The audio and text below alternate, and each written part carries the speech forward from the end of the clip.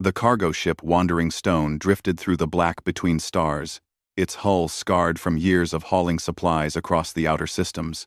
Captain Hyun sat in the pilot seat, watching the endless void through scratched windows. Behind him, Yuna worked at the navigation console, her fingers dancing across holographic displays that showed their route to the next delivery point. 3 more jumps, Yuna said without looking up. We should reach Station Kelvar by next cycle. Hyun nodded. It was routine work. Boring work. The kind that kept them alive and paid enough to send money back to Earth. That was all that mattered to most humans, scattered across the galaxy, survival, and family. The Galactic Consortium had rules for humans. Strict rules. They could work cargo ships, mining operations, construction crews, but never military positions. Never leadership roles in government or major corporations. The consortium claimed it was for humanity's protection. Earth was a death world. After all, one of only 7 planets in known space so hostile that life there should have been impossible. High gravity. Poisonous plants. Predators everywhere. Weather that could kill in minutes. Diseases that evolved faster than medicine could track. Earth had tried to murder its children for millions of years. Somehow, humans survived anyway. When consortium ships first arrived at Earth, the aliens were shocked.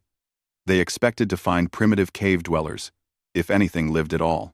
Instead, they found billions of humans who had conquered their nightmare planet and were already reaching for space.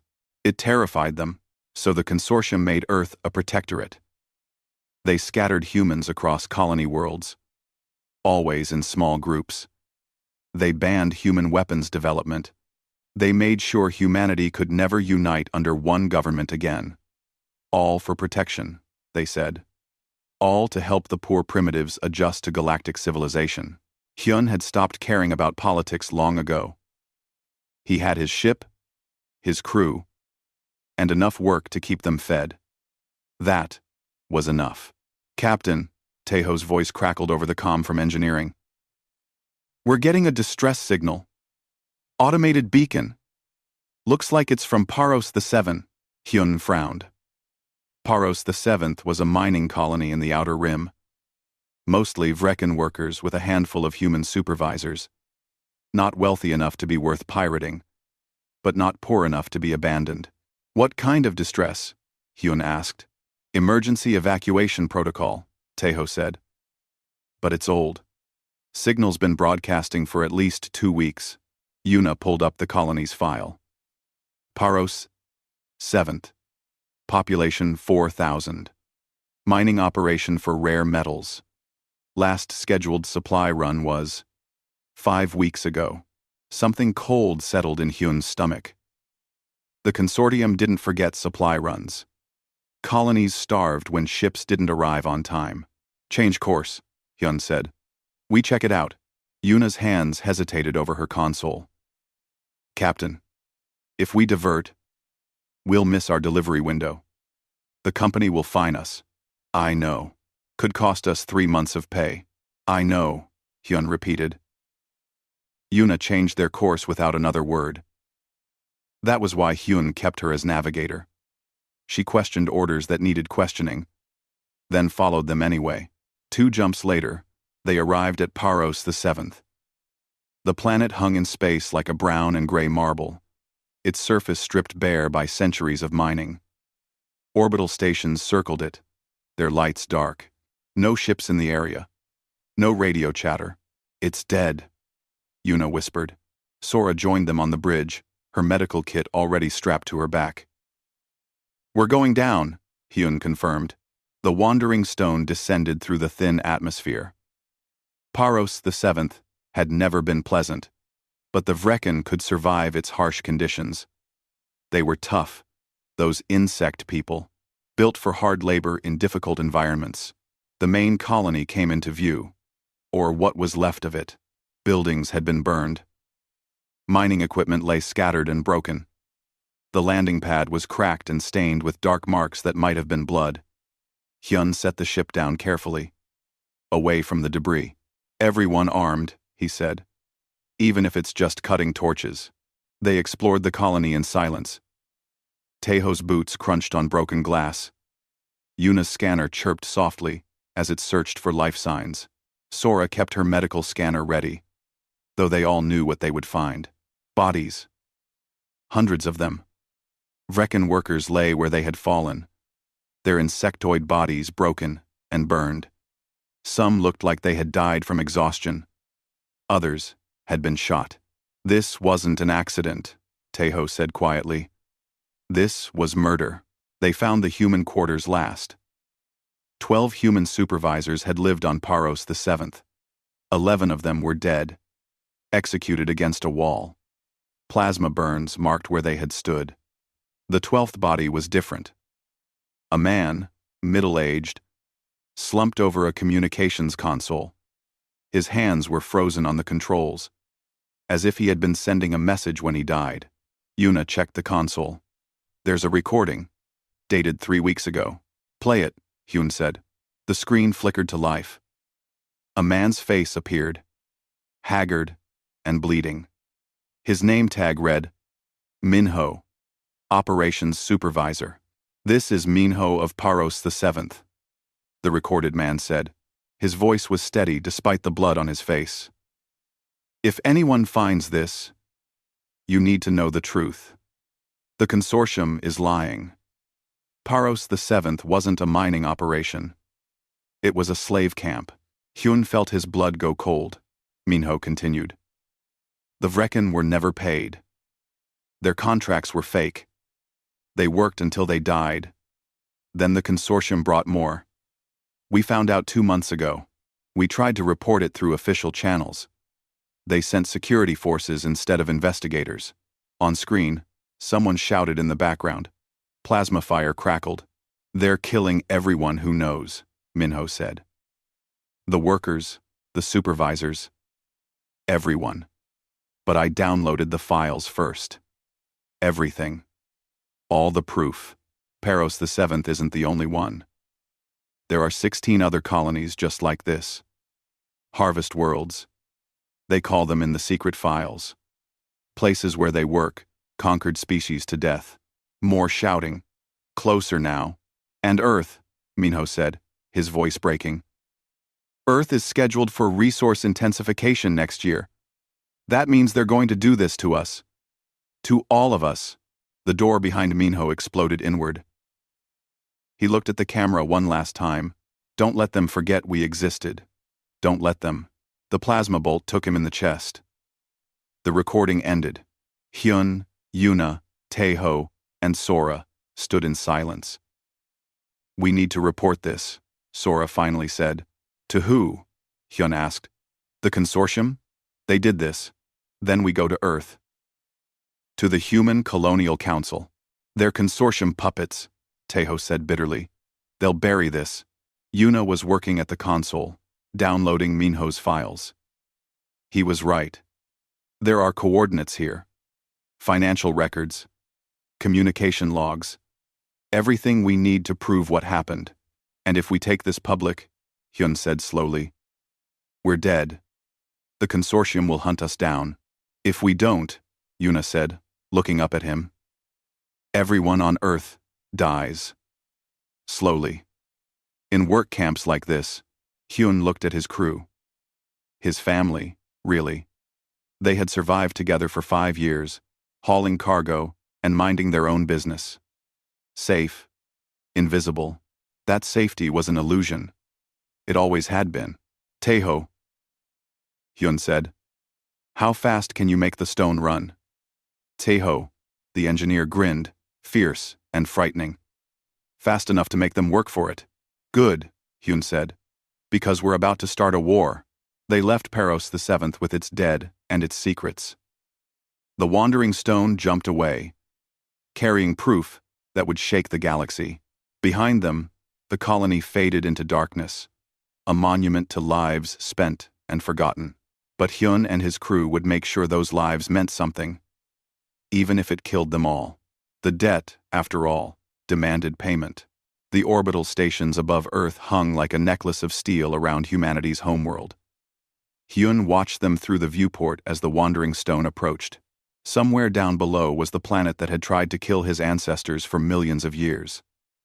The planet that made humans what they were. Consortium patrol ships on the outer marker, Yuna said. They're scanning us. Let them, Hyun replied. We're just another cargo hauler. They docked at Station Meridian, one of the larger commercial hubs.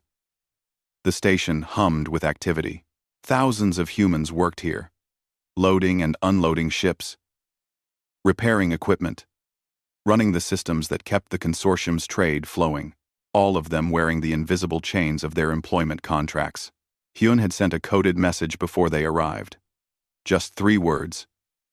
The truth, confirmed. The reply had been a dock number and a time. They found Do-yoon waiting in a maintenance bay that smelled of oil and ozone. He was older than Hyun expected, maybe 60, with gray in his hair and scars on his hands from years of manual labor, but his eyes were sharp and alert. You have proof? Do-yoon asked without greeting. Hyun handed him the data chip. Everything. Paro's 7th and 15 other colonies, financial records, death counts, and Earth's scheduled for the same treatment.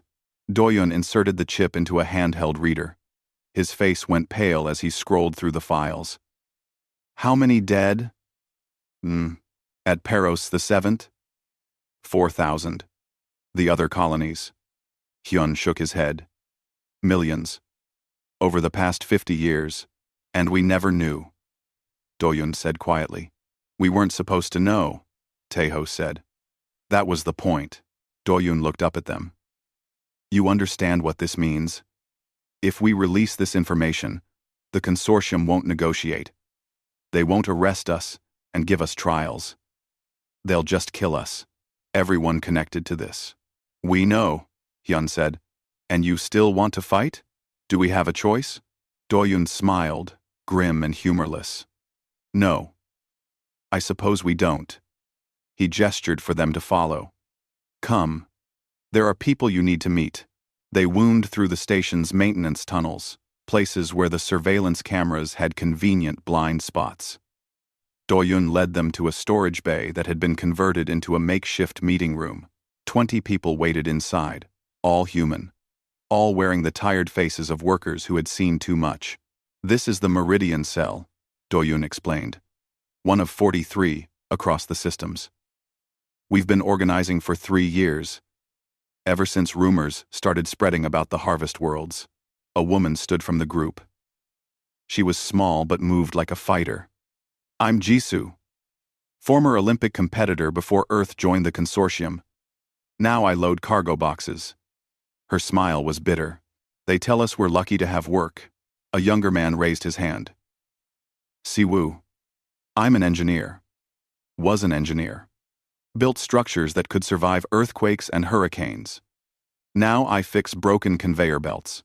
One by one, they introduced themselves. Nari, a chemist reduced to cleaning lab equipment. Junho, a pilot grounded to maintenance work. Minji, a former soldier now scrubbing floors. All of them were skilled, intelligent, capable. All of them were being wasted. We've been waiting for proof, Do-yoon said. Something concrete enough to break through the consortium's propaganda. The Paros 7 data is that proof. What's your plan? Hyun asked. Simultaneous uprisings on 12 harvest worlds, Do-yoon said. We hit them all at once, fast and hard. Free the slaves, seize weapons and ships, and broadcast the truth before they can silence us. Yuna pulled up a holographic map. The 12 target colonies glowed red across the display. That's a lot of ground to cover. How many people do you have?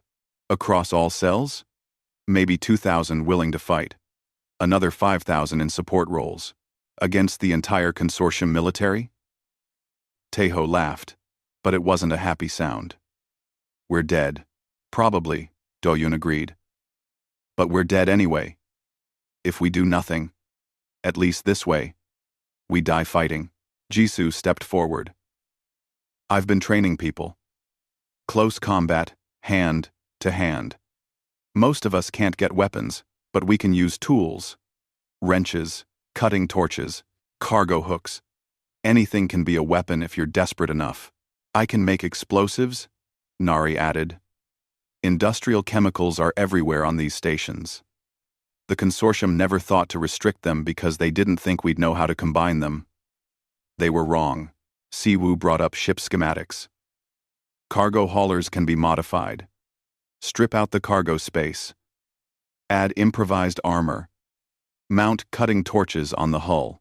They won't be warships, but they'll be enough to cause chaos. Hyun looked at his crew. Yuna was studying the tactical maps. Taeho was already discussing engineering modifications with Siwoo. Sora was talking quietly with Nari about medical supplies. When? Hyun asked. 2 weeks, Doyun said. That gives us time to get everyone in position and coordinate the strikes. After that, he shrugged. We see how long we survive. The next 2 weeks were a blur of preparation. Hyun and his crew became weapons runners, smuggling modified equipment and chemical compounds between stations. Yuna cracked consortium communication codes, giving them a window into enemy patrol schedules. Taeho helped Siwoo convert cargo ships into improvised assault vessels. Sora trained with Jisoo, learning to fight with medical tools. A scalpel could cut more than flesh in the right hands. A bone saw could break through armor. Every piece of equipment became dual purpose. They met other cells. Some were angry, ready to burn everything down. Others were scared but determined. A few were already planning their own small rebellions.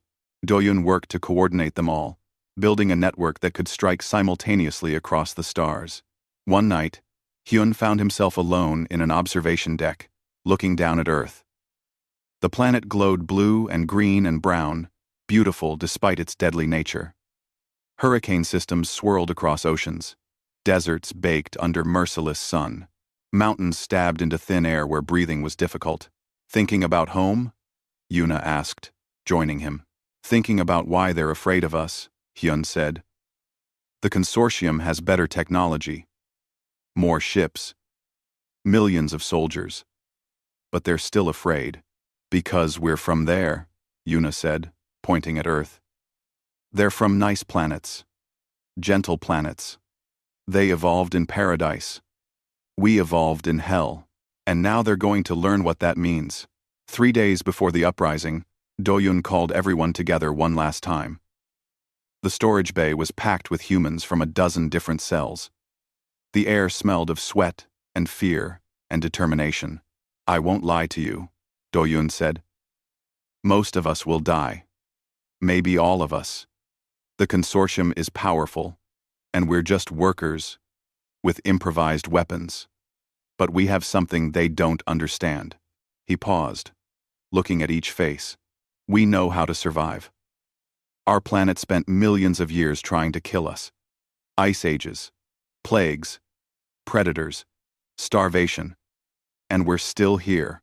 We survived by being stubborn and mean, and refusing to give up even when everything said we should. Doyun held up the data chip containing the Paro's 7th evidence. They made slaves of us. They murdered millions. They planned to do the same to everyone on Earth. And they thought we'd just accept it because we're primitive Deathworlders who don't know any better. His voice grew hard. Let's show them what Deathworlders can do when you push them too far. The room erupted in grim cheers. Not celebration. Exactly. More like the sound of people accepting what comes next. Hyun found himself standing next to Minho's picture, projected on the wall with images of other victims from Paros VII. The dead man stared out at him, frozen in his last moment of life. We'll make it count.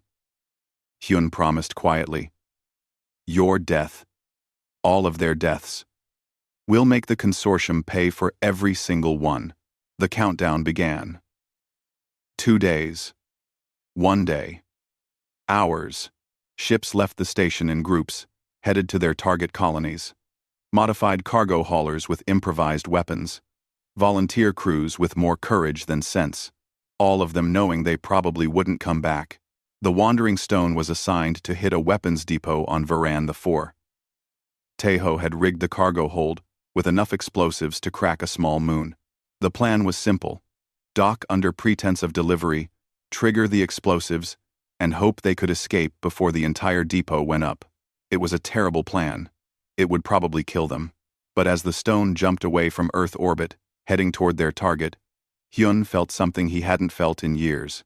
Hope. Not hope that they would survive. Hope that they would matter. That their lives and deaths would change something. All ships reporting ready, Yuna said. 12 colonies. 47 attack teams. 2,000 humans. Against an empire of trillions. Then let's begin, Hyun said. The debt was coming due. And it would be paid in fire. The uprisings began at exactly the same moment across 12 worlds. Coordinated down to the second, human workers stopped being workers and became something else. Something the consortium had forgotten humans could be. Dangerous. On Varan 4, Minji led her team through the weapons depot with practiced efficiency. She had been a soldier once, before Earth surrendered its militaries to join the consortium. 20 years of loading cargo hadn't made her forget how to move, how to strike, how to kill when necessary. Her team of 15 workers hit the security station first. The guards were Falcon, a species that evolved on a low-gravity paradise world. Strong by their standards. Weak by human ones. The fight lasted 30 seconds. "Secure the armory," Minji ordered, stepping over the bodies. Her hands shook slightly, but her voice stayed steady. "Naro, get those doors open. Hana, watch the entrance." They cracked the armory in minutes. Inside were enough plasma rifles to arm a small army.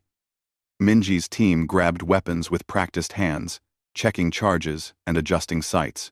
This was what they had trained for. What they had prepared for. "Depot Command is sending reinforcements," Hana called from the entrance. "Maybe 50 soldiers." Minji did the math. 15 humans with stolen weapons against 50 trained consortium troops. The smart move would be to run. To take what they had and escape.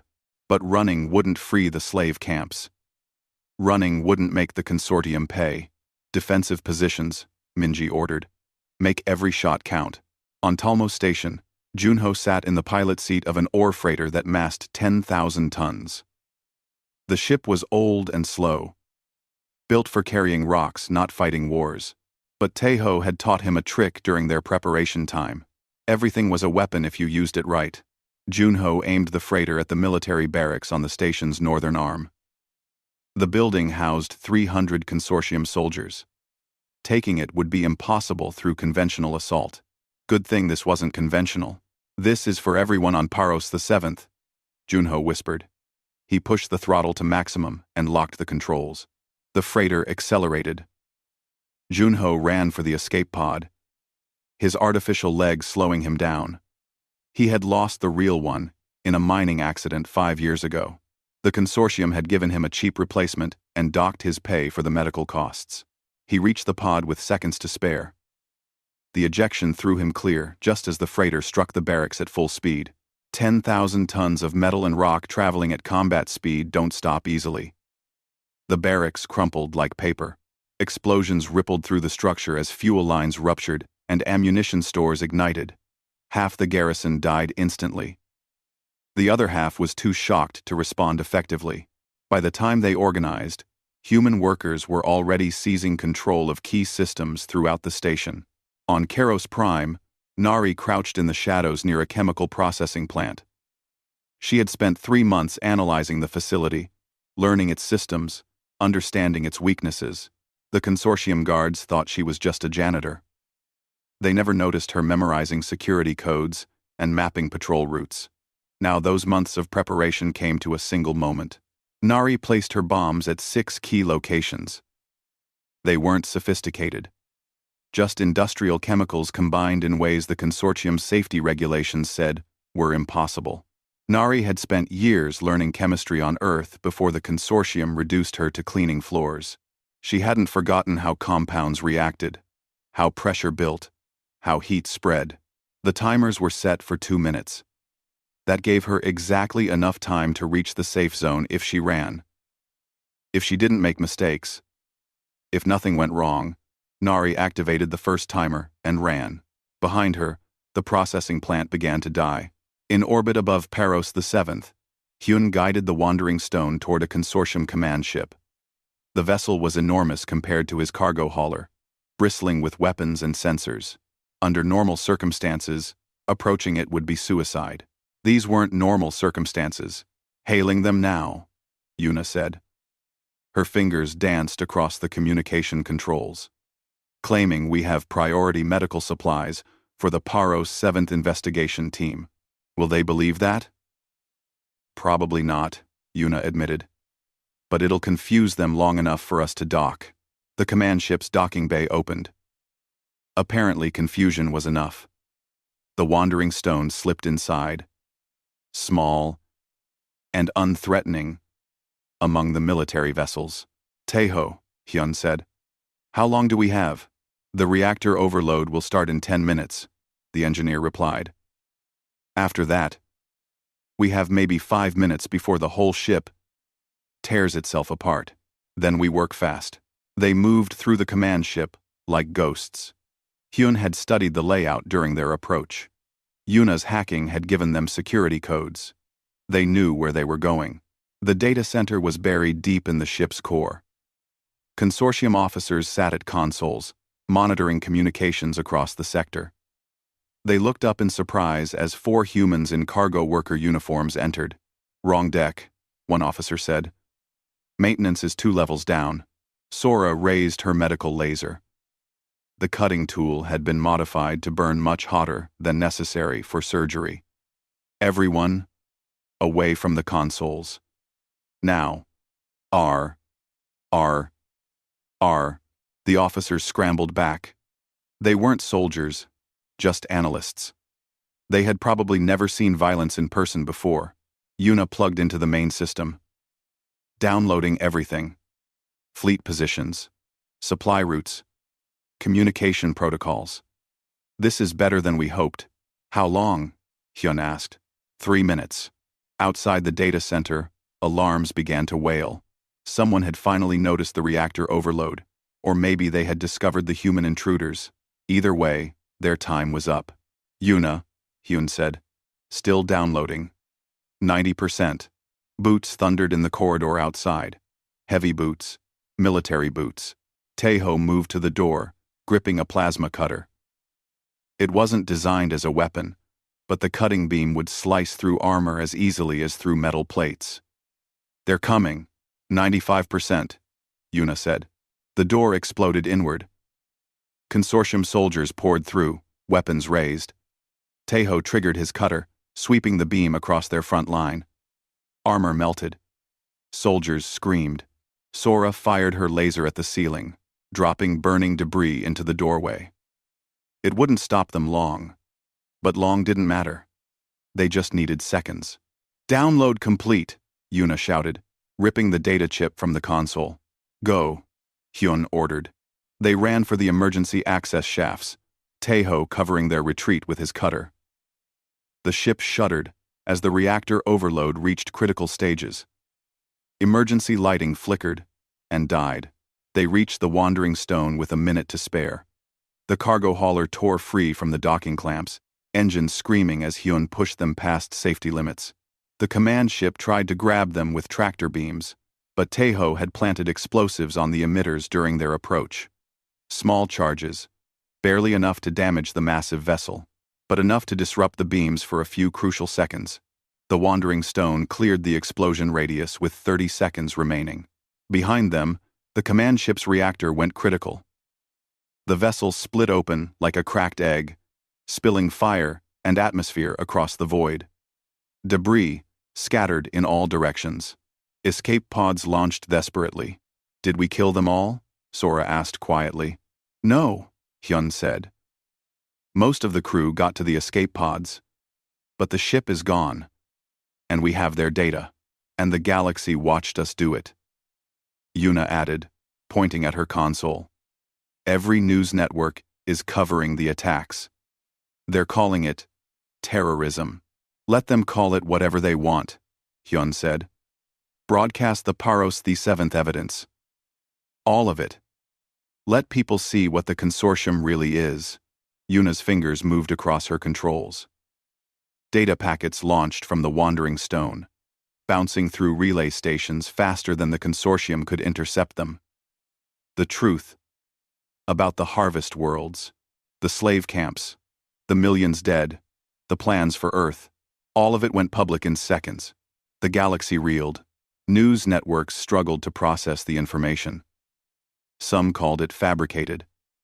Others demanded investigations. A few brave journalists began asking uncomfortable questions about consortium practices. On Varen IV, Minji's team held the weapons depot for 3 hours before consortium reinforcements overwhelmed them. They fought to the last person, making the enemy pay for every meter of ground. On Talmos Station, Junho survived his crash and led freed slaves to seize critical systems. The station fell to human control within hours.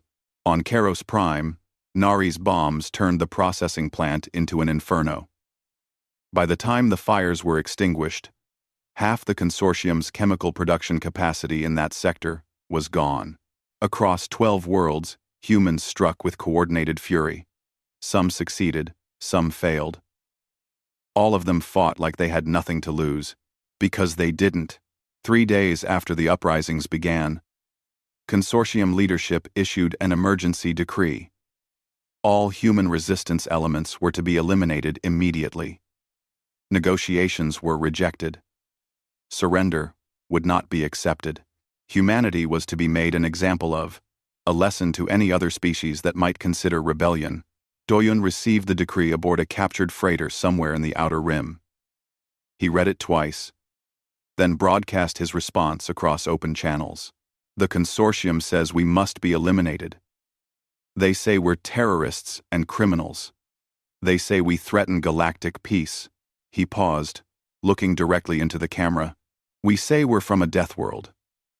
We already know how to die. The question is, how many of you do we take with us before we're done? The message spread across the galaxy within hours. Some species laughed at the primitive humans threatening an empire. Others remembered that Earth was classified as a death world, that humans had survived conditions that would have killed most species. And a very few, began to wonder what happened when you backed a predator into a corner. The consortium prepared for war. They sent fleets to hunt down human rebels. They blockaded Earth itself. They expected humanity to break, to beg for mercy. They were about to learn they had made a terrible mistake. The consortium's retaliation came swift and brutal. Warships descended on the freed colonies like hammers, turning 3 of them back into ash from orbit. Thousands died in seconds as plasma bombardments burned atmosphere and stone alike. The galaxy watched the destruction. Some species approved, saying the humans had brought it on themselves. Others stayed silent, unwilling to speak against consortium authority. A few whispered that maybe the humans had been right about the harvest worlds. None of that mattered to the people dying under orbital fire. Admiral Vorath commanded the consortium fleet from his flagship, a massive dreadnought called Eternal Justice.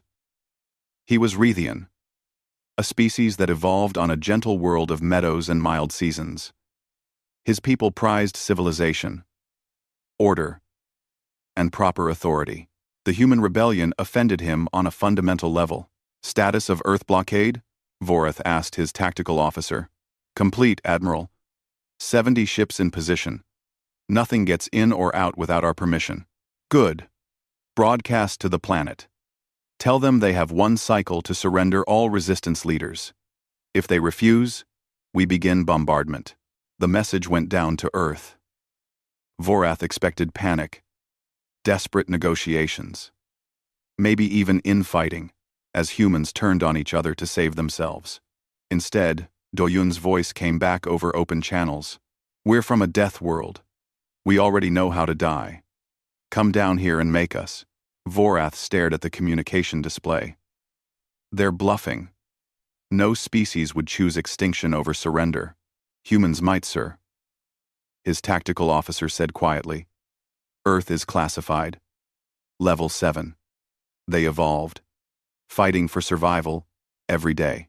Then we'll teach them that survival has rules, Vorath said. Send ground forces. I want every resistance leader captured and publicly executed. Show the galaxy what happens to rebels. The first wave of Rethian troops landed in the Himalayas, where intelligence suggested a major resistance base was hidden. 500 soldiers in full combat armor descended through Earth's atmosphere in dropships. They expected a military base, fortifications, weapons, emplacements. Instead, they found mountains. Command, we've landed at the coordinates, the squad leader reported. No structures visible. Temperature is -30 degrees. Atmosphere is thin. Search the area, Vorath ordered from orbit. The base must be hidden. The Rethian troops fanned out across the mountain range. Within an hour, a third of them were suffering from altitude sickness. The thin air left them gasping. Their suits weren't designed for Earth's harsh conditions. By the second hour, hypothermia was setting in. Rethian physiology was built for comfort, not extremes. The cold was killing them faster than any weapon. And then the humans attacked. They came from nowhere, moving through terrain that should have been impossible to navigate. Dressed in simple cold-weather gear, they struck and vanished before the Rethians could respond. Not with advanced weapons, but with rifles that fired simple bullets, tools that worked in extreme cold. They're hunting us, the squad leader gasped into his comm. Hold position, Vorath ordered. Reinforcements are coming. The reinforcements never made it. Avalanches buried their landing zones. Mountain passes proved too narrow for the dropships, and the humans kept attacking, picking off soldiers one by one. By the end of the third day, not a single Rethian soldier remained alive in the Himalayas. Some had frozen to death. Others had suffocated in the thin air. A few had died from simple falls that their bodies couldn't survive. Earth had killed them. The planet itself was a weapon, and humans knew exactly how to use it. We're losing soldiers faster than we can deploy them, Vorath's tactical officer reported. Every landing zone becomes a death trap. The planet's environment is more hostile than our intelligence predicted. Then we bombard from orbit, Vorath said. Turn their cities to glass. Sir, that would violate 17 consortium laws regarding proportional response. The humans have already violated every law that matters. I'm authorized to use necessary force. But before Vorath could give the order, human ships struck his fleet. They weren't proper warships, just converted cargo haulers, mining vessels, and passenger transports. Jury-rigged weapons and improvised armor. By all military logic, they should have been destroyed instantly. They weren't. The human ships didn't fight like military vessels. They didn't hold formations or protect their flanks. They just charged straight at the consortium fleet, firing everything they had. Some were destroyed immediately, but others got through, ramming consortium ships or self-destructing in proximity. Siwoo's engineering teams had rigged every human vessel with overloaded reactors, turning them into flying bombs. 15 ships lost, the tactical officer reported. 20 damaged. The humans are using suicide tactics. Then they're insane, Vorath said. Or desperate. The officer replied quietly. Across the galaxy, humanity stopped fighting like a military force and started fighting like survivors.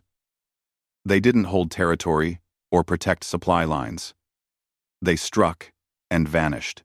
Every human became a potential threat. Every cargo shipment might be a bomb. Every repair worker might be a saboteur.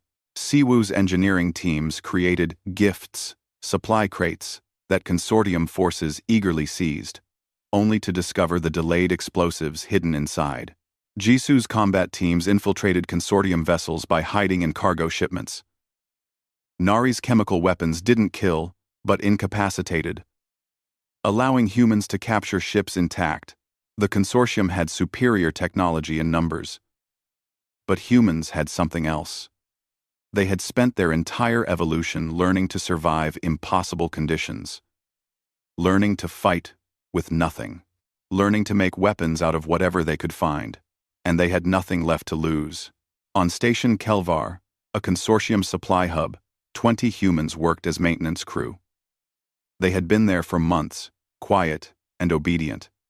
The station commander didn't even think of them as threats.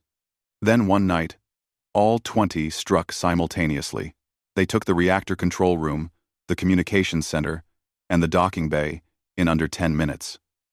By the time security responded, the humans had locked down the entire station. This is Kelvar Station. The lead human broadcast. We're holding 3,000 consortium personnel hostage. If you attack, we'll overload the reactor and kill everyone. Vorath wanted to call their bluff. But intelligence reports kept coming in. Other stations seized. Ships captured. Colonies freed. Every time the consortium pushed, humans pushed back harder. And then, the freed species joined the fight. The Vrekin remembered their dead on Paros VII. The Taloshi remembered decades of slave labor. The Karathi remembered watching their children taken for work camps. All of them had been victims of consortium harvest worlds. All of them wanted revenge. Doyun's network expanded. What started as 2,000 human rebels became 20,000 freed slaves. Then, 100,000. Species that had been crushed under consortium rule for generations saw humans fighting back and found their own courage. The consortium began to fracture. Some member species questioned whether the harvest worlds had been justified. Others demanded investigations. A few brave politicians called for reform. Vorath ignored them all. He focused on crushing the human rebellion by any means necessary. Find their leadership, he ordered. Find this Doyun and the crew of the Wandering Stone. Kill them, and the rebellion falls apart. But Doyun was already 3 steps ahead. He didn't stay in one place. Didn't use the same ship twice. His network was decentralized, designed to survive, even if he died. Every cell operated independently, coordinating through encrypted channels but capable of acting alone. Hyun and his crew became legends among human rebels. The cargo ship that struck a command vessel. The team that downloaded consortium secrets. Every victory, no matter how small, was broadcast across resistance channels. The consortium tried to jam the transmissions. Tried to control the narrative. But Yuna was too good. She kept the information flowing. Kept the truth spreading. Kept hope alive. How long can we keep this up? Sora asked one night, treating injuries in their makeshift medical bay. As long as it takes, Hyun replied. Or until we're all dead. Those aren't good odds. No, Hyun agreed. But they're better than accepting slavery. On Earth, Hana and her aerospace engineers worked on a desperate project. The consortium blockade was slowly tightening. Supply ships couldn't get through. Food was running low. Medicine was scarce. But Earth still had resources the consortium had never properly accounted for. Old weapons from before humanity joined the galactic community. Nuclear arsenals that were supposed to have been dismantled but mysteriously remained intact. Orbital defense platforms that were decommissioned but still operational. If we activate these systems, Hana said, the consortium will consider it an act of war. The other engineers looked at her. We're already at war, one of them said. We just haven't admitted it yet. Hana made the call. Ancient defense satellites powered up. Missile silos opened. Weapons that had been silent for decades began targeting the blockade fleet. Vorath watched in disbelief as Earth's surface lit up with weapons signatures. They kept their military infrastructure? That violates the treaty. Sir, we're taking fire. Primitive nuclear weapons, but there are hundreds of them. Shoot them down. The consortium fleet engaged Earth's missiles, destroying most of them. But some got through. When nuclear warheads detonated against shields, the electromagnetic pulses disrupted systems throughout the blockade. It wasn't enough to break the blockade, but it was enough to show the consortium that Earth wouldn't go quietly. They're not surrendering. Vorath's tactical officer said, Sir, we've lost 30 ships trying to pacify one planet. This is unsustainable. Then we escalate, Vorith said. Request reinforcements from the core worlds. If humans want war, we'll give them war. But before reinforcements could arrive, Hyun and Do-Yun launched their final gambit. The strike at the consortium's heart. The human fleet gathered in the darkness between stars, 300 ships strong. Most were converted cargo haulers and mining vessels. A few were captured consortium military craft. All of them were crewed by people who knew they were about to die. Hyun stood on the bridge of the Wandering Stone, looking at the holographic display showing their target. The consortium nexus hung in space like a jewel, a massive station where the ruling council governed trillions of lives. This is insane, Yuna said quietly. The nexus has more defensive weapons than most planets. I know, Hyun replied. We'll lose half our ships before we even reach firing range. I know, and even if we somehow win, the consortium has dozens of other stations. Hyun looked at her. But it'll show them they can be beaten. That's all we need. One victory big enough that the galaxy can't ignore it. Do-Yun's voice crackled over the comm system, broadcasting to every ship in the fleet. This is it. The final push. Most of us won't survive the next few hours. The consortium will tell stories about how we were terrorists and criminals, how we threatened galactic peace. He paused. Let them tell those stories. We know the truth. We know about the harvest worlds, the millions dead, the children taken for labor camps. We know what the consortium really is under all its fancy words about civilization and order. Another pause. We're from Earth. We're from a planet that tried to kill us every single day. We survived ice ages and plagues and predators.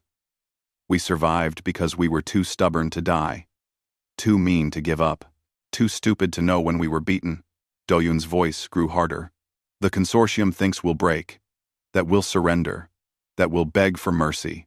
Let's show them what happens when you push Deathworlders too far. The fleet jumped. 300 ships appeared in consortium core space simultaneously. Alarms screamed across the nexus as defense systems engaged. Weapons, platforms that could vaporize asteroids, swung toward the human fleet. The first wave of human ships died instantly. 30 vessels gone in seconds, torn apart by weapons designed to stop entire invasion fleets. The rest kept coming. All ships, execute pattern Delta, Hyun ordered. Don't give them clean targets. The human fleet scattered, each ship taking a different approach vector. No formation, no coordination beyond basic objectives. Just 300 ships all converging on the nexus from different directions. Consortium defense forces tried to adapt, tried to prioritize targets. But humans didn't fight like military forces. Some ships charged straight at weapons platforms. Others circled behind debris. A few just accelerated to ramming speed and aimed for the station. We've lost 90 ships, Yuna reported. But we're through the outer defenses. We've lost 90 ships. Taeho's voice came over the comm. Reactor overload ready. Just say the word, Captain. Not yet, Hyun said. Get us to the docking ring first. The Wandering Stone twisted through defensive fire, its hull scoring from near misses. Around them, human ships died one by one. But each death bought time for others to advance. Siwoo's converted mining vessel struck a weapons platform head-on, its overloaded reactor detonating on impact. The explosion took out half the platform and opened a gap in the defenses. Nari's chemical hauler sprayed corrosive compounds across the Nexus's outer hull, eating through armor and exposing vulnerable systems. Junho's captured military craft led a squadron of converted freighters straight into the Nexus's main hangar, fighting through defensive turrets with determination born of desperation. Docking ring ahead, Yuna said. They're closing the blast doors. Ram them. Hyun ordered. The Wandering Stone, his home for 5 years, his shelter and livelihood, accelerated to maximum speed. The hull groaned under the stress. Alarms screamed warnings about structural failure. None of it mattered. The cargo hauler struck the blast doors at full speed. Metal crumpled and tore. The doors buckled, but held. For a moment, Hyun thought they had failed. Then Taeho triggered the reactor overload. The explosion ripped through the docking ring like a storm through paper. The blast doors vanished. Hull sections peeled away. Atmosphere vented into space. And through the gap, human soldiers poured into the Nexus. Jisoo led the boarding teams, her body moving with the trained precision of her Olympic days. She carried nothing but a maintenance tool, and rage built up over years of being treated as lesser. The consortium guards were well armed and well trained. But they had never fought humans in close combat. They had never faced enemies who treated their own bodies as weapons, who grabbed plasma rifles by the hot barrels just to yank them away from defenders. Jisoo's team took casualties. People she had trained with. Friends who had become family in the months of preparation. Each loss hurt. Each death mattered. But they kept moving forward. Reactor control is 3 levels down, Jisoo said into her comm. Nari, you're up. Nari and her demolition team fought their way to the reactor level. They planted explosives at 6 critical points, enough to crack the Nexus in half. The charges were set with 15-minute timers, more than enough time to escape. If they had wanted to escape, all charges placed, Nari reported. Timers active. Everyone, get out. Jisoo's team fought their way back toward the breach. Behind them, consortium reinforcements were already converging. Hundreds of soldiers. Maybe thousands. The humans would never make it out before being overwhelmed. Hyun, Jisoo said over the comm. We're not going to make it, but we bought you the time you needed. The council chamber is on level 40. Make it count. Jisoo, wait. The comm went silent. Jisoo and her team turned back, holding the corridor against the consortium reinforcements. Buying minutes with their lives. Hyun watched from the escape pod. The wandering stone nothing but debris behind him. Yuna was beside him, still clutching the data chip containing everything they had downloaded from consortium systems. Taeho floated nearby, his face gray from blood loss. Sora worked frantically to keep him alive. They were 4 people in an escape pod, watching 300 ships die around them. Level 40, Hyun said. Can we reach it? Not anymore, Yuna said. Jisoo's team was our way in, but they accomplished the mission. Look, she pulled up the station schematics. The route to the council chamber was clear now, opened by Jisoo's sacrifice. Other human teams were already pushing through. One of those teams was led by Do-yoon himself. The old resistance leader moved through the Nexus with grim determination. His team of 12 had been fighting for 20 minutes. Now only 4 remained. Council chamber ahead, one of his team said. Sealed blast door. We'll need cutting torches. No time, Do-yoon said. He placed a shaped charge against the door. Everyone back. The explosion blew the door inward. Do-yoon and his team charged through. The council chamber was ornate and beautiful, decorated with art from 1,000 worlds. 23 beings sat at a curved table, representatives of the consortium's founding species. They looked up in shock as armed humans burst into their sanctuary. This chamber is under diplomatic protection, one council member said. You cannot. We can, Do-yoon interrupted. He was bleeding from 3 separate wounds and swaying on his feet. You ordered the harvest worlds. You approved the slave camps. You killed millions, and planned to kill millions more. That was necessary for galactic stability, another council member said. You primitives wouldn't understand. We understand that you're monsters, Do-yoon said flatly. We understand that you built your civilization on the bodies of conquered species. We understand that you thought we'd just accept it because you were stronger. He raised his weapon. Here's what you don't understand. We're from a death world. We know how to survive. We know how to fight. And we know how to make sure our deaths mean something. Wait, the first council member said. We can negotiate. Reforms. Reparations. Anything you want. We want you to remember, Do-yoon said. Remember what happens when you push people too far. Remember the cost of your cruelty. Remember us. Nari's charges detonated across the station. The Nexus shuddered as explosions ripped through its reactor core. Structural supports failed. Hull sections separated. The massive station began tearing itself apart. Do-yoon and his team never left the council chamber. Neither did the consortium leadership. Hyun watched from the escape pod as the Nexus died. Around it, the remains of the human fleet scattered. Those few ships that survived jumping to random coordinates, they had lost everything. 300 ships, thousands of lives, friends, family, everyone who had believed in the fight. But the Nexus was gone. The Consortium Council was dead, and the galaxy had watched it happen. Did we win? Taeho asked weakly. I don't know, Hyun admitted. But we made them pay. That counts for something. The escape pod drifted through debris fields. Eventually, a Vrecken rescue ship found them. The insect people had been freed from their harvest worlds and remembered who had fought for them.